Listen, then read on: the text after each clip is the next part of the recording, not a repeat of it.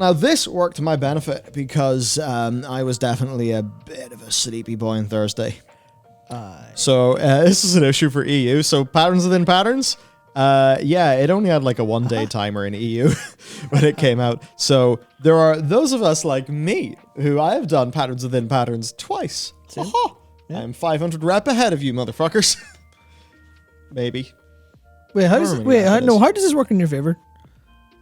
I've done patterns within patterns twice. Yeah, so so is most people in Europe who did it?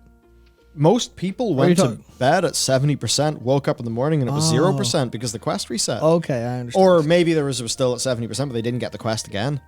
Because they completed it for their second week, surely? Yeah. Yeah. Sorry, I thought this. Yeah, never mind. I'm silly. Oh, there you go. Blizzard, new blue post. Blizzard are making patterns within patterns a weekly as of next reset. Thank you. Good. So I'm going to do that and like double the rewards then? Yeah. Siri agrees. Yep. That's it. We're all in agreement in this room. Anyway, so that was a funny little whoopsie, I suppose, in the deployment of the patch. Yep. But oh yeah, and then yes, we of course do have a very minor thing of it's a little bit weird that if you do some rares, things like that while you're doing chapters 1 through 3, but before you pick up patterns within patterns, then you're a bit messed up. Now that wouldn't really matter in the context of it being a weekly, so that's why it makes sense of their design. They never designed it for this weird thing where it lasts 1 day in EU. But anyway, that's over with. Yeah. No. I will say. I had a point to make about this, and I think it's generally just that there's so many parts of this that are just a little bit like you've just failed in the detail. You've missed a couple of key shots. You've had a pretty good setup overall, but you've just failed these small things. And it's things like that I think World of Warcraft in its general, forgive me for using the term jankiness, and kind of execution's a little bit sloppy, especially at patch launches. Some of that just falls by the wayside. Like another example is, that is obviously just you're doing a bunch of stuff, so you feel like a dickhead for playing the game properly before you get the quest. They give you the dailies before they give you the quest, technically, or they give you them at the same time, but patterns is back with Bolfar, and the dailies are where you are left off. So there's a chance you can lose a bunch of progress, which is just going to feel bad. And then there's the first time you see the ciphers, you're not allowed to click it to unlock it. I don't know about anyone else, but I was sitting there like, is this bugged? I have access to the console, but I can't use it yet. What's going on? And I was like, oh, they want to come back later. I was like, this just that weird stuff. Or like, I think I said it on Twitter. It's like, it feels like, especially with like the time gating stuff being pretty, this is such a great zone. I've been playing for 3 hours. Oh, I have to come back tomorrow. Okay, fine, sure. It's just like, it is actually just like, I have had a great meal in this restaurant, and somehow they've designed the door so you stub your toe every time the way I drink. Fuck. Yeah.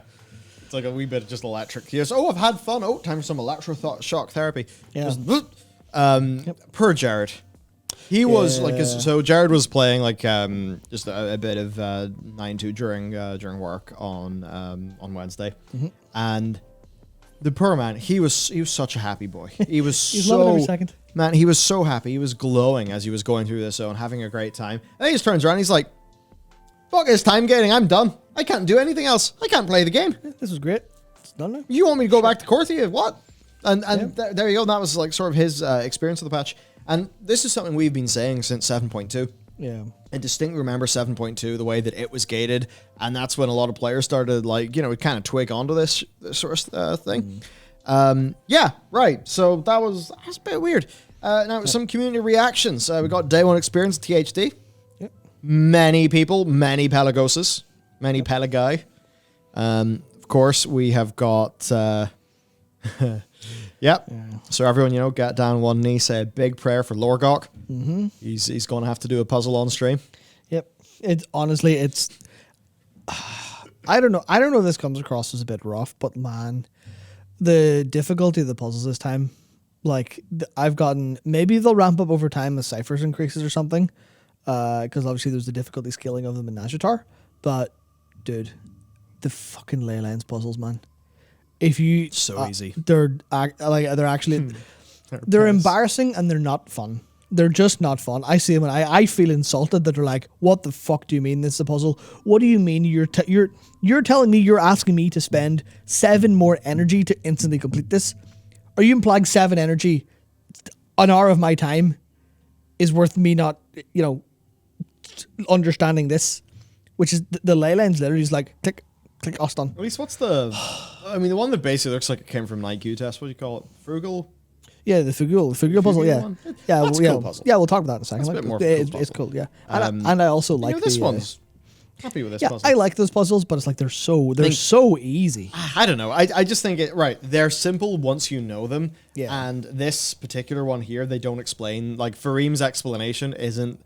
Because if you get the full proper explanation of how to do them, they're just complete piss. Yeah. Don't worry though, because Matt has actually made a full guide. Yeah, that's actually all these for you. It's one thing about that one is specific you've got there with I can't remember what they call it. That's not the Masonic. I think it's the other one.